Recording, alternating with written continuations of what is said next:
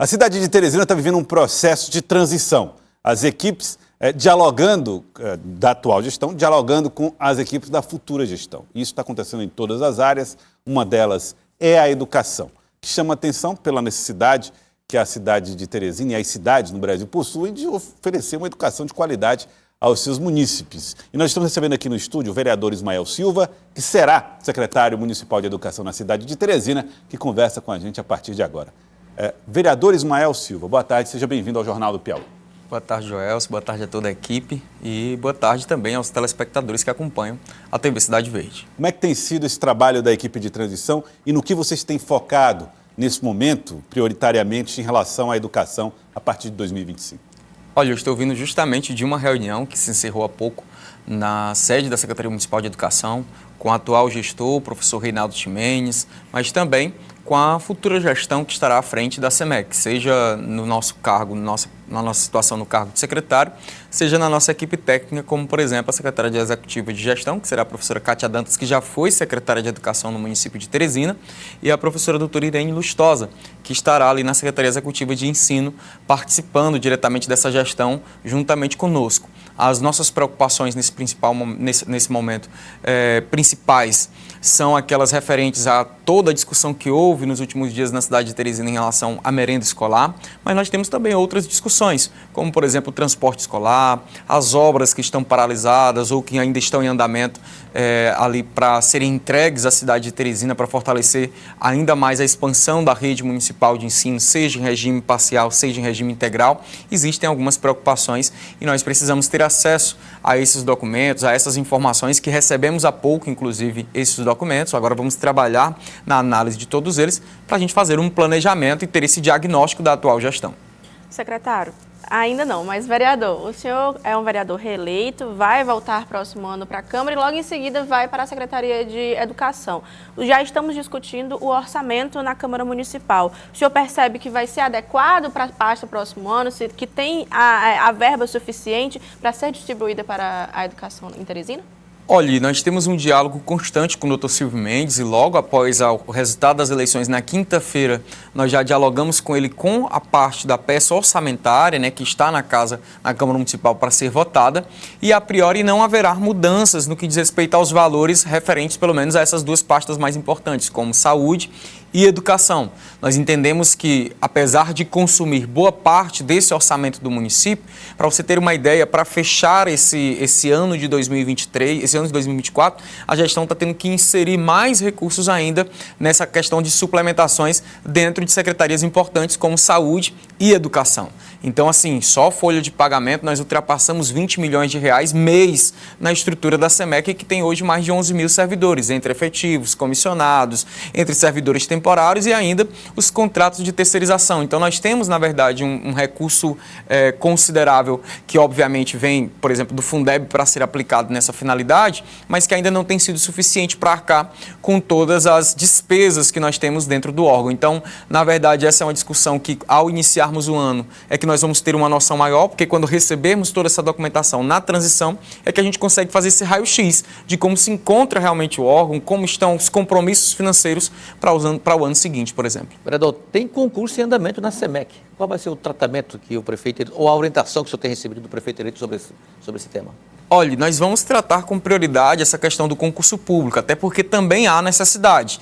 No entanto, existem muitas discussões, Elivaldo, acerca desse certame. Nós tivemos um concurso público com 3 editais, um era a banca local, que era a banca vinculada à Universidade Estadual do Piauí, a banca NUCEP, que foi pedagogos e psicopedagogos.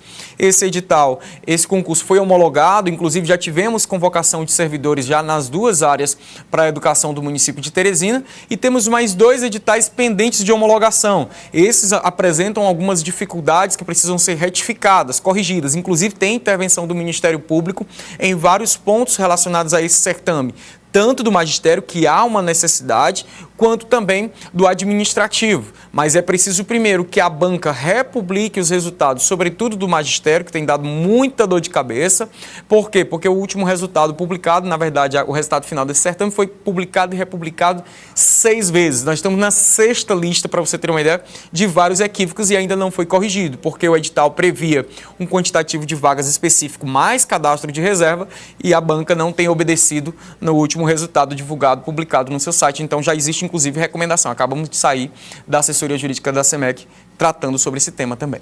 Vereador, a gente conversava na Câmara e o senhor falava sobre esse desafio de regularizar, né, o fornecimento de merenda, de insumos básicos ali para o funcionamento das escolas, e tem sido uma dificuldade desde o início da gestão a formulação de licitações, a conclusão de licitações nessa área. Agora, por exemplo, estamos com mais uma contratação emergencial para a aquisição de merendas. Como que o senhor espera resolver essa situação? O que fazer para tentar solucionar esse impasse, para manter esse esse eficiente aproveitamento da educação em Teresina?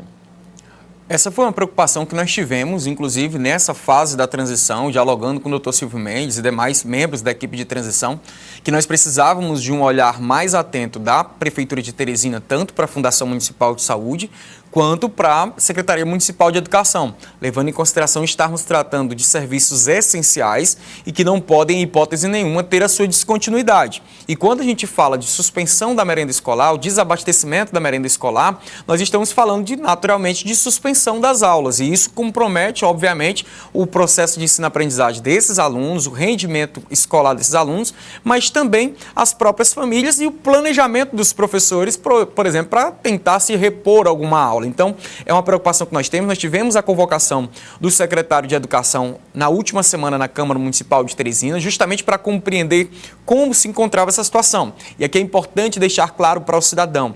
Nós temos na questão da merenda escolar 3 licitações. Uma licitação que é referente à agricultura familiar, uma licitação referente a alimentos perecíveis e outra relativa a alimentos não perecíveis. Nós tivemos um grande problema de perecíveis, que foi justamente o que trouxe aí a suspensão das aulas e o desabastecimento, porque são matérias-primas ali, as proteínas, a carne, o frango, que integram esse alimento do nosso aluno. No último diálogo, na convocação e hoje confirmado na reunião, já foram sanados, porque na verdade a licitação foi agora colocada em prática, uma licitação que durou 1 ano e 9 meses dentro da SEMA. Então esse é um processo que a gente precisa corrigir, ou de ter uma própria comissão de licitação dentro da estrutura da SEMEC para dar essa atenção especial, porque senão fica dividido. O servidor que está lá na SEMA, por exemplo, ele cuida o mesmo servidor que cuida da licitação, por exemplo, de 100 metros de asfalto, de uma obra a ser construída, vai ser o responsável também pelo da SEMEC, que não pode parar em momento algum. Então, é um ponto que precisa ainda ter melhor diálogo e ter melhor solução juntamente com o atual prefeito, o próximo prefeito de Teresina, o Dr. Silvio Mendes. Vereador, antes do senhor seguir para a secretaria, como disse a Lívia, o senhor deve tomar posse como vereador na cidade de Teresina em janeiro de 2025, né? Posse após reeleição. E aí haverá um processo político de escolha do novo presidente da casa. O que a gente apurou é que está caminhando cada vez mais para o nome de Enzo Samuel como nome de consenso na Câmara de Vereadores. Como é que está esse diálogo? Como é que qual é a percepção do senhor em torno desse assunto? E qual é a vantagem que teria, eventualmente, um consenso hoje na Câmara de Vereadores? Olha, os 29 parlamentares hoje na Câmara são legítimos para colocarem seus respectivos nomes à concorrência da mesa diretora. É natural que o presidente Enzo Samuel coloque seu nome à reeleição, é legítimo que ele coloque seu nome à reeleição, mas o nosso grupo também tem discutido a possibilidade de se ter nome disputando esse processo eleitoral. Nós vamos participar de forma muito direta, inclusive votando, né, nessa eleição da mesa diretora, e aquela decisão que for a melhor para casa e a melhor para a população de Teresina é a que nós vamos adotar. Como eu disse, o presidente Enzo tem o nome dele colocado como candidato natural à reeleição, mas nós temos outros nomes também que estão sendo colocados, que estão sendo ventilados. Por exemplo, o vereador Aloysio Sampaio, que é meu colega de partido, o próprio vereador Bruno Vilarinho, que apesar de não ser do meu partido, faz parte dessa base aliada do Dr. Silvio Mendes. O Dr. Silvio não tem interferido diretamente nesse processo eleitoral, na verdade ele tem nos deixado muita vontade, a preocupação dele nesse momento tem sido realmente focar na transição, mas o nosso grupo tem se organizado nesse sentido também de ter um nome. Se tiver um nome, naturalmente nós vamos estar caminhando com esse nome colocado pelo nosso grupo. Vereador, falando justamente sobre essa base aliada, oficialmente, né, estavam ali com o Dr. Silvio Mendes na campanha e foram eleitos ao lado do Dr. Silvio apenas 5 nomes. Só que, naturalmente, houve ali já uma ampliação dessa base, com nomes, inclusive, que acompanhavam o Dr. Pessoa. O senhor observa que será uma gestão tranquila nesse sentido, numa relação harmônica com a Câmara Municipal, de ter ali parlamentares, ainda que de oposição, mas que administrativamente serão solícitos ali à gestão de Dr. Silvio? Olha, o que eu sempre defendi é que quem é parlamentar tem que ter a sua independência e, obviamente, respeitar a harmonia que existe entre os poderes. Aquilo que foi em defesa do interesse público, o parlamentar tem a liberdade de fazer a escolha de acordo com as suas respectivas convicções.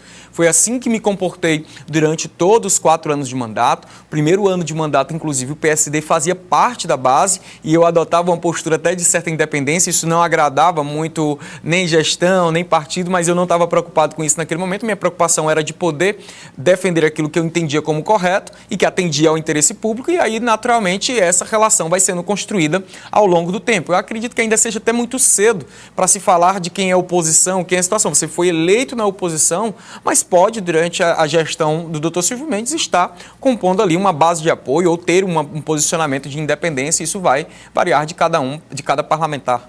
Quando o senhor fala que o grupo tem 2 nomes, Aloysio Sampaio e Bruno Vilarinho, o senhor admite que esse grupo trabalha para construir uma alternativa ao presidente Enzo Samuel?